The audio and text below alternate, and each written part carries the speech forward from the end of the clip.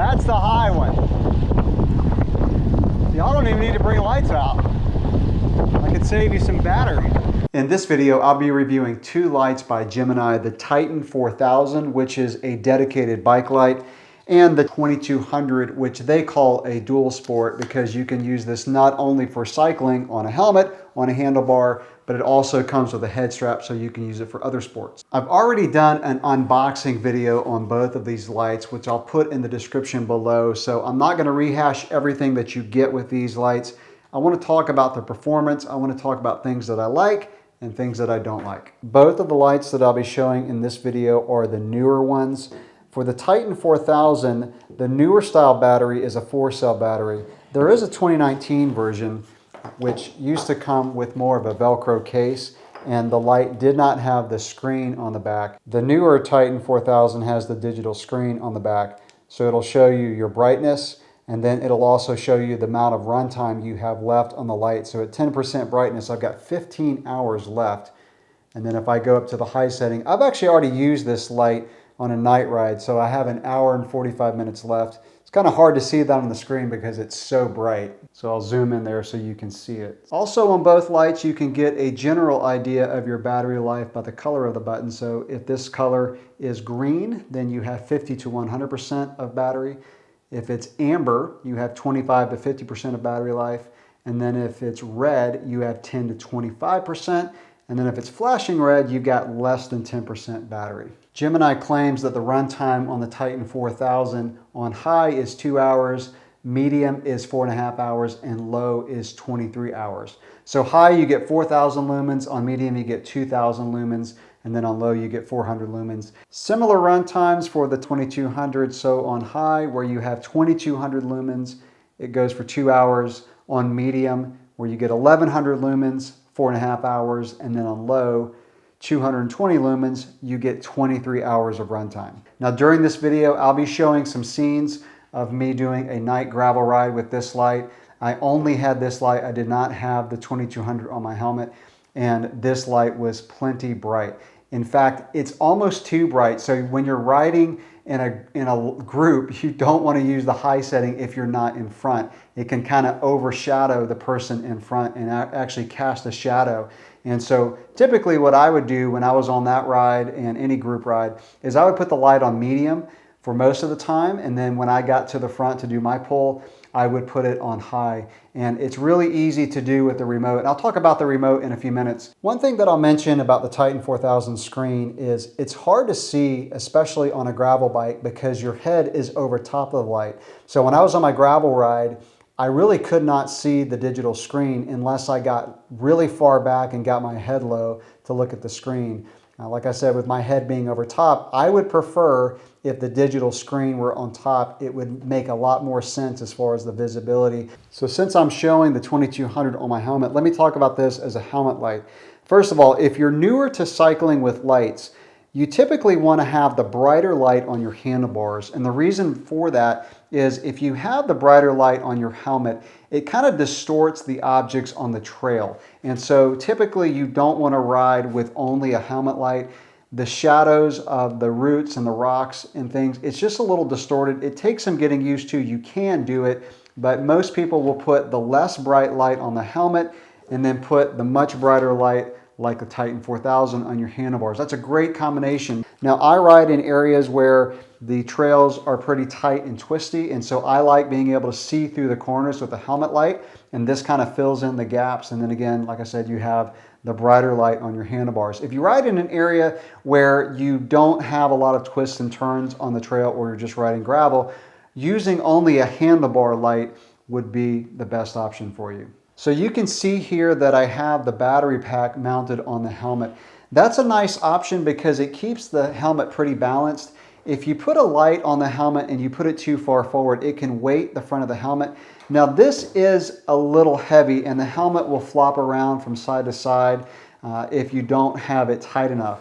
I like having the battery pack on the helmet. Gemini does sell an extension cable, so if you wanted to put the battery pack inside of a hydration pack, that is an option. I've done that before if you don't want so much weight on your helmet. This setup is a little heavier than another setup that I've used in the past, and that is a light made by Light in Motion. This battery pack is lighter, and so the overall setup is lighter. However, the light is not quite as bright, so that's the trade-off you got to think about. The beam pattern from both the 4000 and the 2200 is more of a spot. And you can see here from the scenes of my ride where the light is more of a circular pattern. I first thought when I saw this light that it would throw light everywhere, but they've done a good job of really focusing the light, which really helps to improve the brightness of the light. As far as mounting the lights on the bike, you would mount the battery pack on the top tube.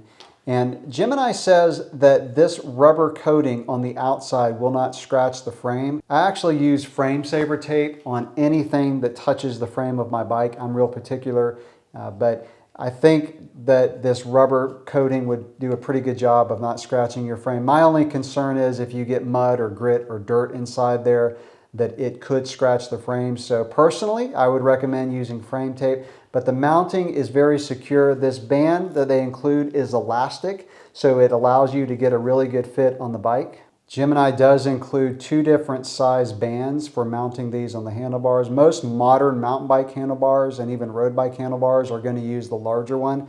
So it's really easy to mount. You just attach this band to the front, pull it down, stretch it over your handlebars, and it's a really secure and easy mount. I do really like how the Titan 4000 goes over your stem. It puts the light right in the center of the handlebar, and with it having 2 mounting points, it's also very secure. The 2200 also makes for a really good handlebar mount.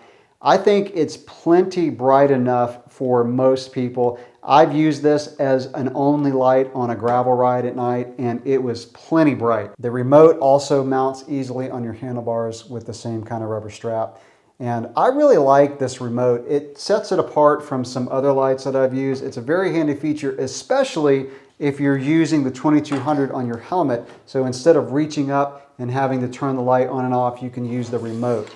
The way that you use the remote is when you plug in your light, you want to hit the remote switch within the first 30 seconds of plugging in the light. And what that does is it actually syncs up the light. And that way your remote controls your light just in case you're on a group ride and someone else has one of these lights.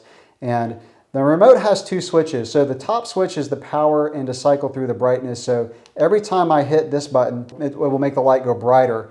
And the bottom one is to dim it. So if you're riding and you want to dim the light when a car is coming, you hold this down, and then when you let go, it goes back to the full brightness. If you have the light off and you hit this button, it just does a quick flash. Now you'll see also that the remote is controlling the other light, and I don't know if you can see that in the video, but one nice thing about this is you can sync the remote to more than one light. And so if I turn this light on, actually I'm going to talk about this in a minute because I'm having an issue with the connection of the Titan 4000. But if you have the remote synced to both lights, every time you hit the power button, it'll cycle through the settings on the light. So that's a really cool feature. As I just mentioned, I am having a little bit of a connection issue with the Titan 4000, and it's in the light head because Gemini sent me the 2019 version and then a few months later sent me the 2020 version.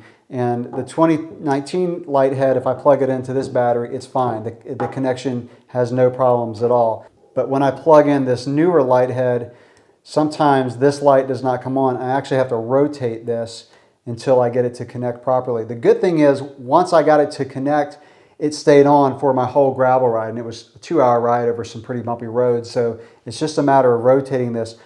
I did contact them. They are going to send me a new light head, so that's a good thing that their customer service was very responsive. They responded within a few hours of me emailing them. I can say that their customer service so far has been really good. Like I mentioned in my unboxing video, this does charge with USB-C, which I really like because all of my devices, from my iPad to my phone to my earbuds to my GoPro, all use USB-C. So I was really excited that they have a USB-C charge port. And of course, they do include a charger with the light. The nice thing about this is if you have a cable that goes from USB-C to USB-C, you can charge your phone, an Android phone, or if you had a USB-C to Lightning, you could charge an iPhone. So being a big battery, this does take a while to charge. This is not a 1-hour charging light.